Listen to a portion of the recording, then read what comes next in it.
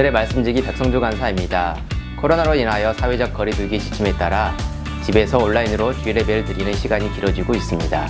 그런데 혹시 교회에 가지 못한다고 해서 예배에 집중하지 못하고 찬양을 드리는 것도 말씀을 듣는 것도 형식화되어 가고 있지는 않습니까?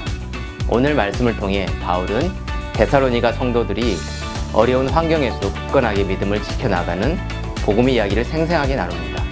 이 시간을 통해 여러분의 신앙생활을 점검하고 더 주님 앞에 나아오는 시간이 되시길 소망합니다.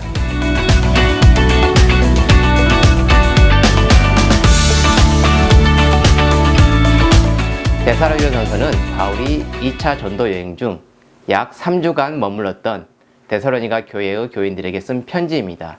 비록 짧은 시간이었지만 데살로니가 교회는 바울에게 강력한 인상을 남겼습니다.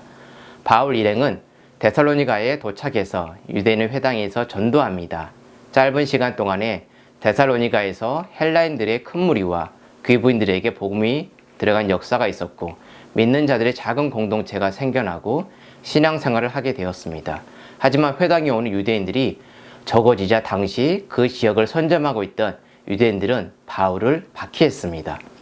그들은 이 사람 바울은 천하를 어지럽게 한다. 로마의 황제가 있는데 또 다른 임금 예수를 전한다라는 말로 쿠데타를 일으키기에 충분한 자들이라고 바울을 고발합니다. 이러한 박해가 얼마나 심했는지 바울은 그것을 떠나 고린도까지 도망을 가게 됩니다. 바울은 멀리 고린도에 머물면서도 두고온 데살로니가 성도들을 걱정하면서 안타까워합니다. 바울에게 데살로니가에서 3주간 기억은 아주 특별했습니다. 그것은 데살로니가 교회도 마찬가지였을 것입니다. 데살로니가 교회는 바울이 복음을 전하기 위해 어떤 어려움을 감수했는지를 기억합니다.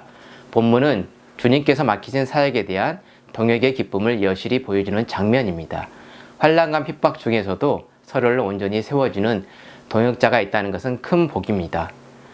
여러분은 기쁨과 감사뿐 아니라 눈물과 환난까지도 함께할 동역자가 있습니까?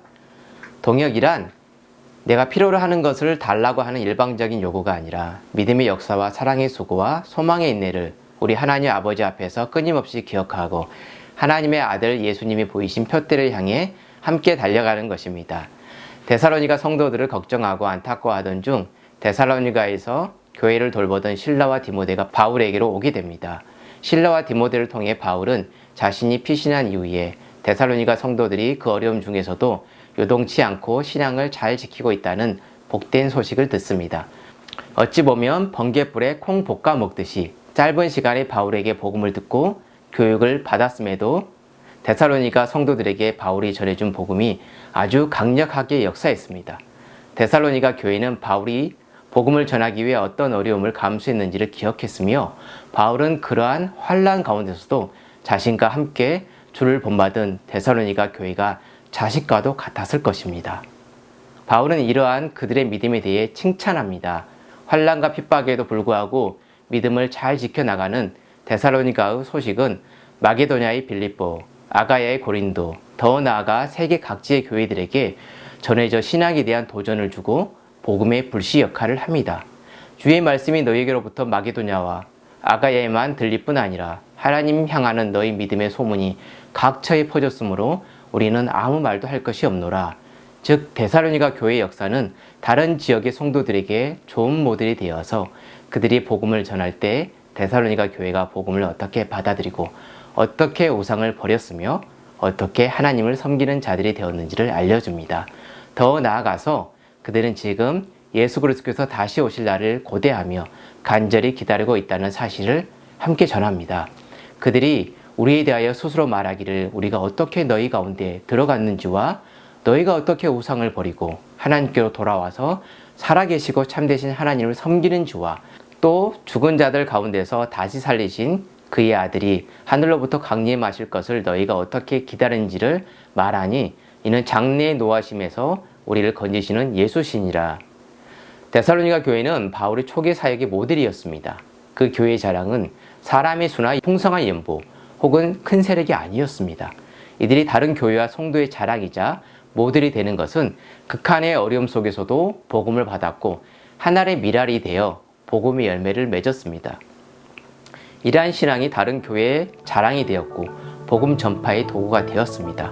코로나19 팬데믹 시대를 살아가는 저와 여러분의 교회와 공동체는 무엇을 자랑합니까? 환난 중에도 믿음을 지키기 위해 어떤 노력을 하시며 무엇을 힘쓰고 애쓰십니까?